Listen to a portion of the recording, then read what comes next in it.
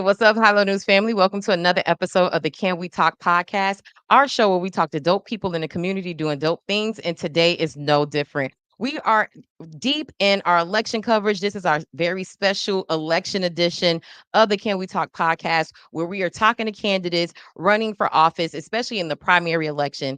Politics is local. So we wanted to make sure we gave you guys an opportunity to hear the story more in depth from candidates running throughout South Florida. And today is no different. Also, too, these interviews are open to anyone, people who reach out to us, who want to have an interview. We're doing it on a first come, first serve basis. And so that's how we're doing this process. And so today I'm really excited to have our next guest on. She's running for office in Miami Gardens. And so without further ado, I would like to welcome to the show Mrs. Lavern Deer, Dr. Lavern Deer. Let me put some respect on your name. Welcome to All the right. show. Thank you so much. It's a pleasure being here with you. I watch your program all the time, and I really, yes, I do. I follow you on Instagram. I like what you do. I like the shout outs that you give to the different people. And so, kudos to you. And I'm actually honored to be here with you today. Oh, wow. I really appreciate that. I've been following you for some time as well. And so the feeling is mutual. I thank you for coming on the show. And I'm always grateful when, especially local candidates or elected officials or influencers in our community see value in our platform, especially in see value in talking to our audience. So thank you for that.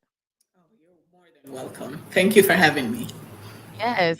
And so we'll jump right in. This conversation is all to get people to learn more about candidates and what they stand for. And so can you tell us some of the things, some of the pillars of your campaign and your platform and what you want people in the Miami Gardens area to know about what you want to bring as if elected mayor of Miami Gardens? So, again, my name is Lavern Deer, and I am the candidate for mayor of Miami Gardens. I am an advocate. I advocate to make Florida the first state to teach human trafficking education in schools. And I did that by working with various municipalities, advocating and educating them around the danger signs of human trafficking. And because they are policymakers, they were the ones that I felt would have been more suitable to help make this change and this impact. And so, by my experience with doing that and working in government as well, I have over 14 years working in the government sector. I worked on the commission level as the chief commission's aide. So I understand how policy is, and of course, working with the businesses who come in to seek support for their businesses, as well as I work on the community level.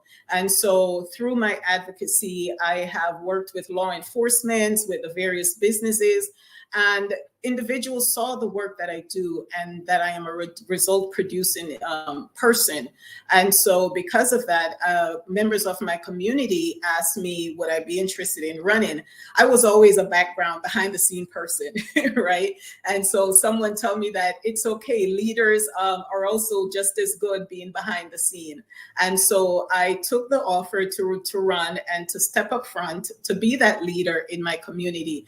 And so when I did my research before even coming to the forefront, I realized that Miami Gardens have a 15.4% poverty rate, which is higher than the state of 12. I'm sorry, yeah, much higher than the state, which is at 12.7.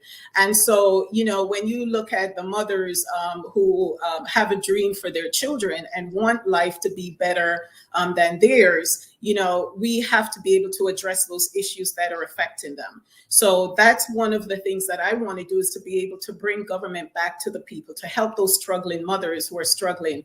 Also, one of the issues that I see in my community is the youth are being involved in being idle, and not enough programs out there for them to be involved in. So they're out there doing things that more than likely they shouldn't do. So, public safety is one of my priority, actually my top priority in my campaign. And so I am looking to work with nonprofit organizations who have that at the forefront. There's a nonprofit organization called Community Youth Against Violence that I have met with on several occasions. And recently they had a meeting with the about 14 municipalities of law enforcement at a roundtable. And so they're looking to implement a program called Teen Curfew, where this program is if there's children under the age of 17 that are on the streets by themselves at a certain time, law enforcement will pick them up. If it becomes a repeat offense, the parents get a ticket.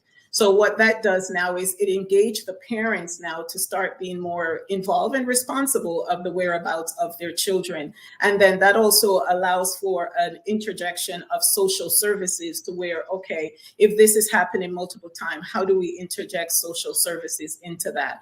Another area of my concern is as I'm going out into the neighborhood, I realize that a lot of our seniors and members of the community are losing their homes. Homeowners affordability, housing affordability, that's a big topic on people's list right now. And so one of the things that I would like to do when going in office is to enforce rent control laws to, allow landlords not to raise a rent within a certain period of time at a certain percentage. And of course, that they ensure that there's collaboration between local government, nonprofit organization, because people underestimate nonprofit organizations. You can get a lot done through various nonprofit organizations. And so that now could help bring a pillar onto government. And of course, educating our young homeowners. One of the things as I was traveling, I met this young lady who she went off to college. And then she came back home and she was telling me, oh, my grandmother wants me to live here, but, I don't really want to stay here. And I had to convince her why she should stay here. Your grandmother is seeking to build generational wealth.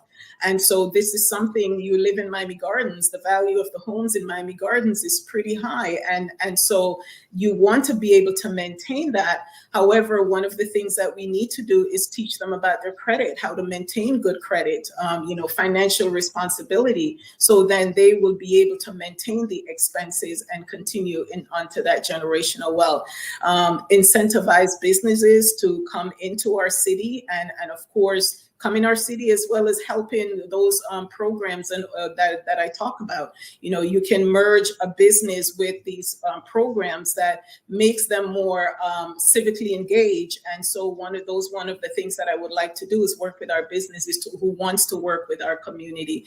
So these are things in community, helping to build community development. So the residents of Miami Gardens can feel as though, they're a part of this city. And the struggles that they have, which we all face struggles, growing up every now and then, but that they can overcome those struggles and government can really help to support them. Oh, thank you for breaking that down. And thank you for taking the call to action. You mentioned that the people in the community ask you to, run for office. They saw you as a leader. Is this your first time running for office? And if so, can you explain what you think you'll bring different than the current administration? So I ran in 2020, right before the pandemic. That was my first time. However, I've been What involved uh what race was that for? for mayor Oh, for as mayor. well. Oh, okay. Yes, yes. And after I didn't win, I went and I met with the mayor who won, and I offered my services at the time. And so I got involved and stay engaged. I was appointed to the $60 million bond oversight committee. So I served and represented District 1 on that committee. I continued, there's a meeting called UpPAC every Saturday that is led by Commissioner Betty Ferguson. Familiar And with it. so, yes, yes, yes, yes. And so I stayed engaged every Saturday. I attended those meetings for that 4 years. And so I stayed engaged and heard the concerns that residents would discuss, learn about some of the issues that they're having. And so one of the biggest issue that, I notice right now is a lot of the residents do not know that they can come to government for services, right? So for example, I received a call from someone who is in Broward, and their response was, well, I have someone who live in Miami Gardens that's seeking services. So he didn't know where in Miami Gardens to go for the help. So he calls someone in Broward, and that's someone in Broward who knows me because I work in Broward. I've always lived in Miami, in Dade County, Miami Gardens. And so they reached out to me. And because I understand how government should work for the people, I was able to reach out to someone who worked in Miami-Dade County Elderly and Veterans Affairs, explain to them what the issue was, and immediately they were able to collect the information for this elderly and then connect that person to services by the next day. So, that's one of the biggest issue that we have with our residents here. They don't know and understand how government should work for them. Another issue that I see is the communication level. I attend the council meetings. And so when you go to the council meetings and you present an issue, they give you an opportunity to present the issue. You get 2 minutes to speak. But when you present the issue, you're asked to step aside and that someone will reach out to you. Well, I've experienced this myself where I presented problems that was urgent problems and was asked to step aside and someone would reach out to me, but no one ever contacted me. And so that was something that I felt was of an urgent need. There was this light pole that was down in one of the community, and that resident have children in the home, and the wires were hanging in the backyard. So they have been complaining since November of last year. And so when I went and I met the resident and she showed me, immediately I was able to come back, contact FPL, reach out to FPL, send them a video of what was happening, send them an email, and put, of course, an urgency to it. And in no time, they reached out back to me and say they're going to assign it to someone in the community. Well, long story short, within 3 weeks, that pole was changed, was the old pole was removed, and then new wires was added on, and that pole now has been fixed within that resident home. And so when you look at things like that, residents needs to be able to feel as though their government understand the urgency of their problems. When I presented that to the council members, I was told, go to the side, someone will reach out to you. No one ever did. So I took it upon myself to do that. And so that's one of a big area, because government is supposed to work for the people. It works for the businesses, it works for the residents to ensure that their quality of life is where it should be. And so what I am looking to propose to solve that issue is, when someone comes and present a problem, first of all, they shouldn't have to come to council meeting to do that. They should be able to reach out to their individual council members and present that problem through an email.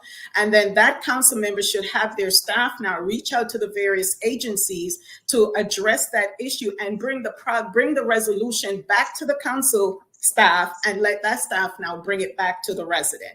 And that's how I propose in bringing solution. So this way, the resident don't have to go, and then you go into the council meeting, you're hearing it's just a bunch of complaints and people are frustrated. And then it seems as though, there's no decorum in the room. And so, I want to be able to alleviate that. So when we go to the council meeting, we can handle business, and the residents will already have their problems resolved. Wow, thank you for answering that. I didn't know that communication was such a huge issue in Miami Gardens. Just switching gears a little bit, if elected mayor, you would have to, deal with a lot of things that make up the ecosystem and the culture of Miami Gardens. And one of those things that I've been hearing from the community, which has been a issue, is the events at the stadium with Copa America that just happened, and all of the I call it disrespect of our neighborhood. I wanted to know, if elected mayor, what would you do to alleviate what we saw with Copa America when it comes to large events? So that's a good question. One, we need to address the transportation issue because residents are trapped in their homes when these large events happen. And two, I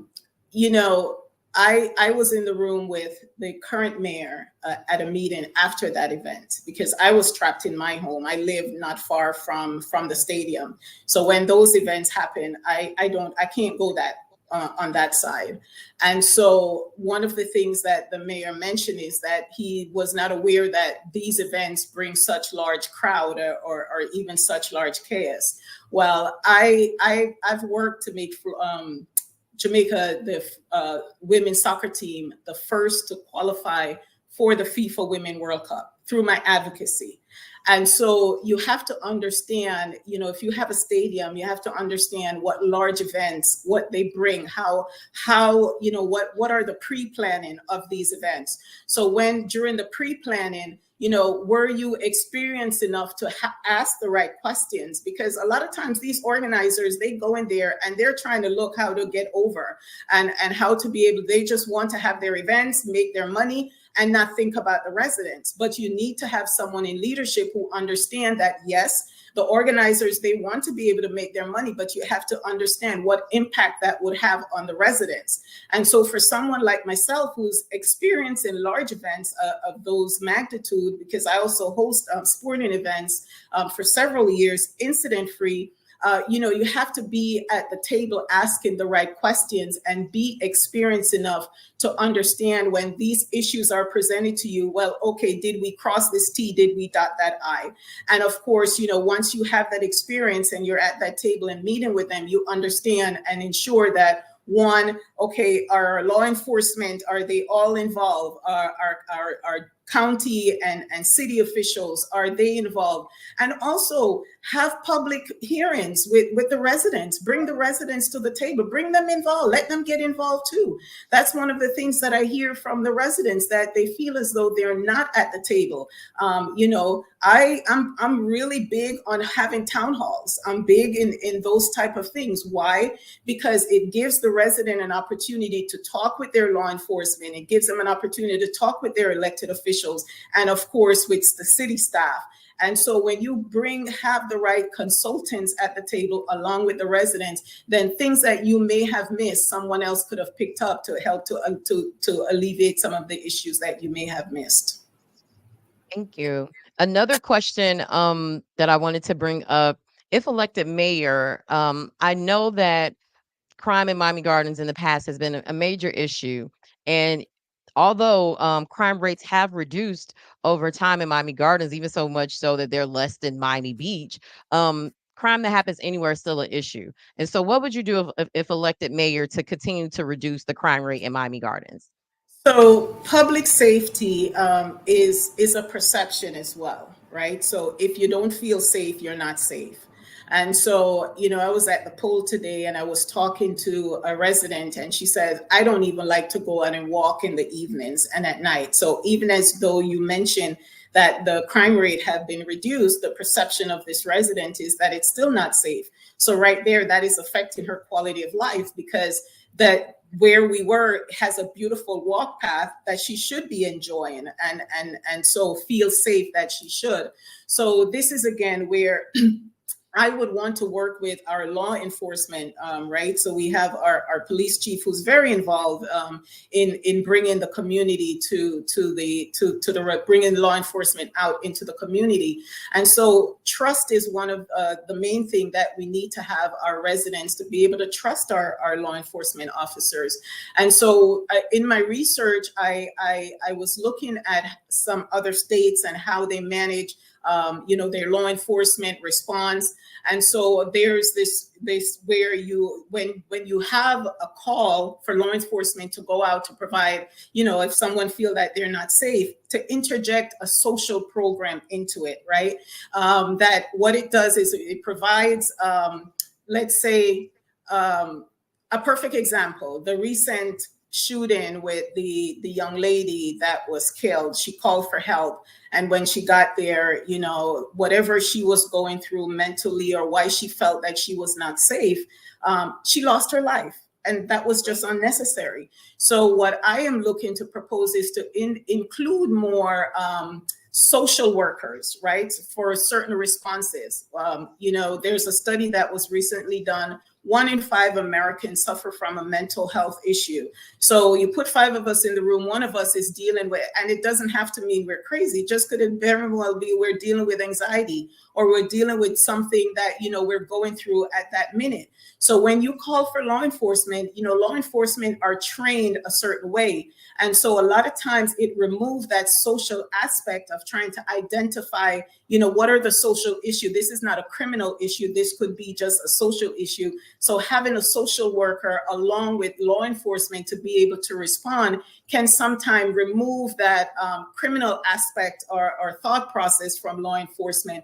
And so that is what I would like to look into, how to interject a program like that, how to get funding, work with our state legislators, because they're the ones who are responsible for bringing down funding into the city, to see if we can bring in enough social workers to work with our law enforcement. So when there are certain calls for help, we can have social worker go out versus this is more of a dangerous crime. So our law enforcement will focus on that. And in my research, what I found was that some of those very same law enforcement were dealing with their own issues. And so as these social workers were there and they're trying to diffuse an issue, they're identifying and realizing that they're having their own issues that they're going through. So those are some of the things, the programs that I would like to look at, how to merge social services along with our law enforcement response to be, and that also bring a form of community trust. So now, a mother may be experiencing something with her child and she calls for help. Well, rather than having law enforcement who are trained from the criminal aspect, you now have a social worker who's there trying to talk to that mother and talk to that child and dealing with it that way. And now you have that trust of that parents now trusting law enforcement because they're not seeing that hardcore criminal response from law enforcement. And I believe once we start looking at the way our officers respond, it will then create a different perspective of our residents and now create trust between law enforcement and residents. And eventually will help to reduce crime and increase, that relationship between the both.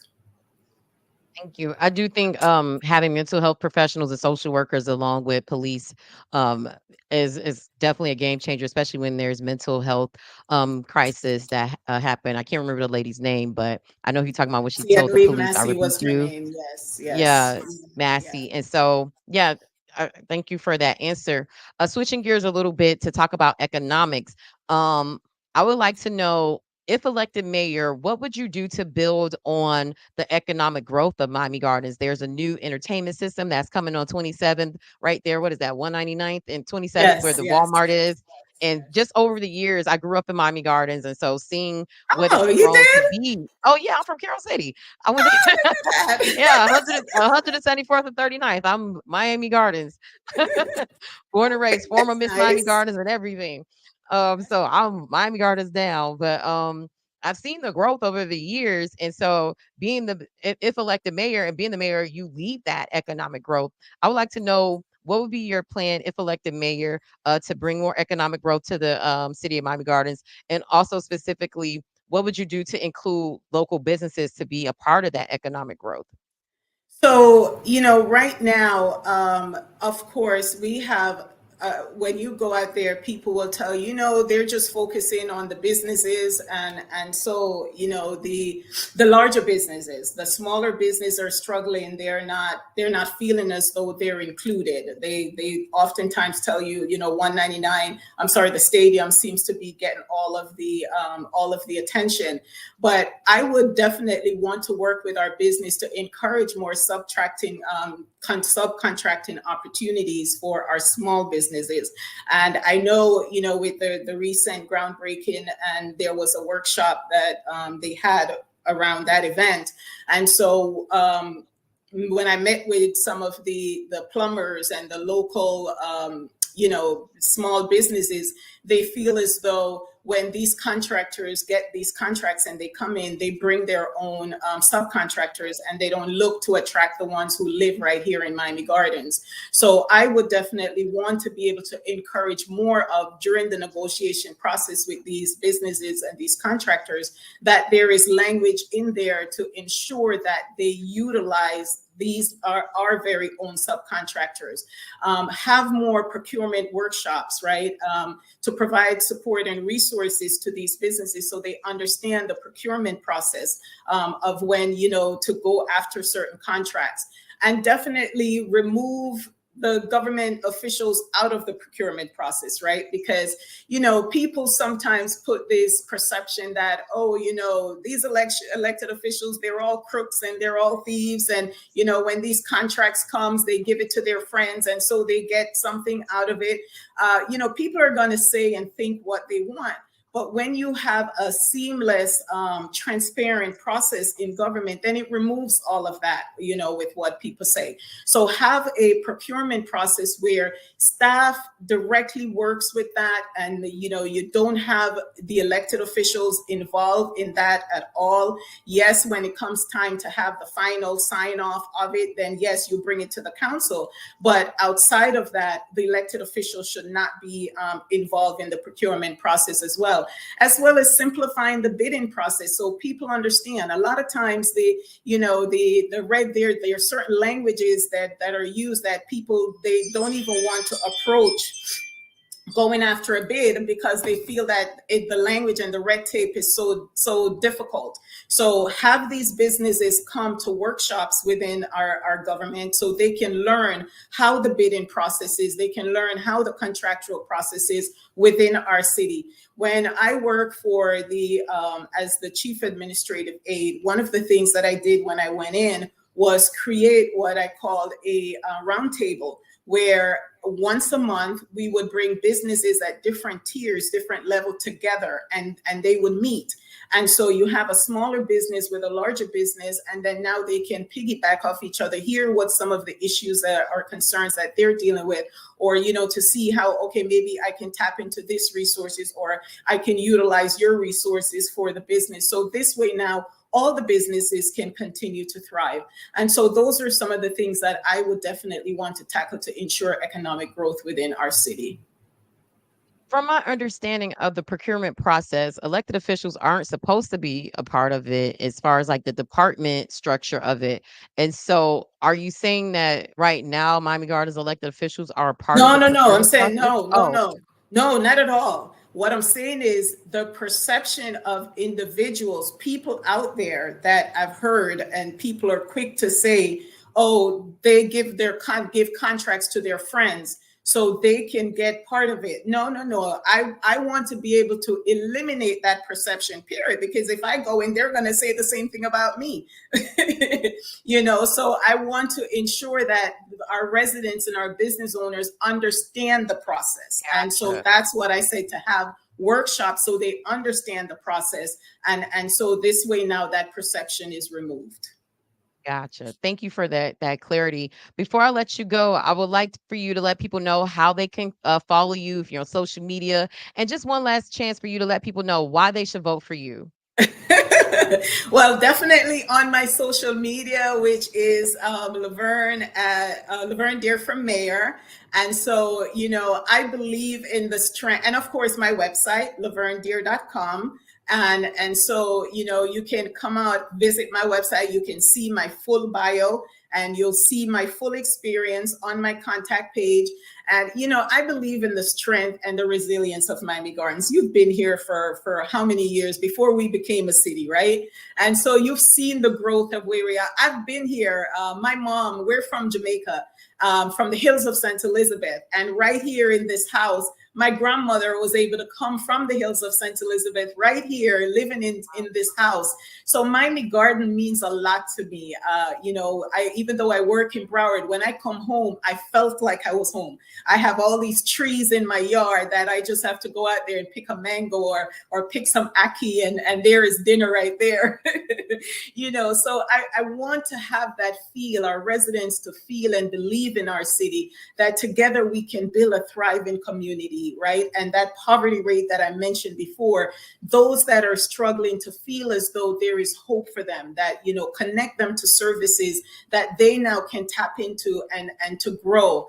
And so I ask for the support of our voters. Right now I am the only woman running against two male. That just means I have to work harder in a male dominant world, but that's all right. We got this. And so when you go to the poll, I want you to remember number 360. We want to take a 360-degree turn for change. And so vote yes, dear.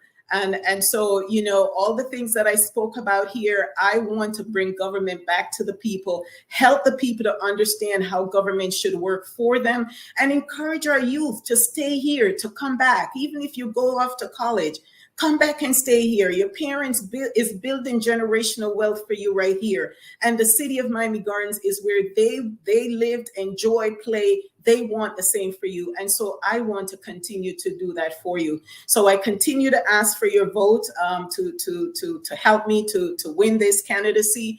And so I can become your next mayor. So a young girl somewhere who may not have, feel or dream that she can be in this position can see me as that mentor and that leadership, and a young boy as well, to know that there is hope and dream for our city to move forward in the right direction. Thank you so much, and good luck and God bless as this election season. Audience, you learned right here, straight from Dr. Lavern Deer, why she deserves your vote. Thank you so much for taking time to come on the Can We Talk podcast, guys. Make sure that you are following us on all social media. We are on Twitter, Facebook, Instagram, YouTube, LinkedIn, TikTok, Black Planet, MySpace, all the things. I'm just saying, and make sure you go to High. MySpace. I know, right?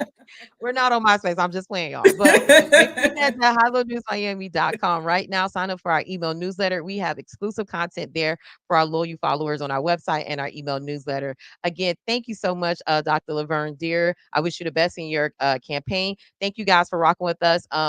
For our special election edition, where we're introducing candidates, allowing them to share their story with you so you can make the decision that's best for you at the polls. Guys, early voting is going on right now through October 18th, right? Well, no, August I mean, 18th. excuse not I'm saying October, look at me. August August 18th, fresh 18. And right then, now and in through fact, let me mention, if you want to vote by mail, today is the last day to request a vote by mail ballot, which is the 18th. So I do hope that individuals will be able to see and hear this. The 18th is the last day. Today is the last day to request a vote by mail. And then, of course, the 18th is the last day to vote at the other voting sites. On the 20th, you can only vote at your precinct. So make sure you know where your precincts are. Look at your voter ID, your voter registration card that will tell you what your precinct is, and be election ready on August 20th. And vote for no. Lavern. Yes, dear. And just for clarity, because we pre-recorded this, so by the time people see this, the deadline to register for your vote by mail ballot will have passed. However, this will be aired before the 18th. So just if you already have your vote by mail ballot, make sure you have it submitted by August 18th. Just wanted to make sure, just in case somebody saw this on a different day and we're like, hold up, Well, you they can said, submit it up until the 20th, up until election day. I believe you can. There are boxes at the election sites gotcha. that I Okay. believe you can drop it off, but don't wait. Just drop it off. If you're going to fill it out, fill it out. Don't wait. And on election day, make sure you go out and vote from 7 a.m. to 7 p.m. on Tuesday, August 20th. Okay, so let's just make that clean for everybody. The 18th is the last day for early voting. Election day is August 20th, and you can submit your vote by mail ballot up to the 20th, is what you're saying. Yes, yes, yes. You can Gotcha. drop off your ballot, and but on voting, you can only vote at your precinct on election day. Gotcha. Thank you so much, guys. And go to justvoteperiod.com. They're one of our partners where you could get all the information about voting, early voting, and your Yes. vote by mail ballot, just in case you need a little bit more information. Thank you again, Dr. Lavern Deer. Guys, this has been another amazing episode of the Can We Talk podcast. This is our special 2024 election edition. We'll see y'all next time. Thank you. Bye Bye. bye. Yes, dear.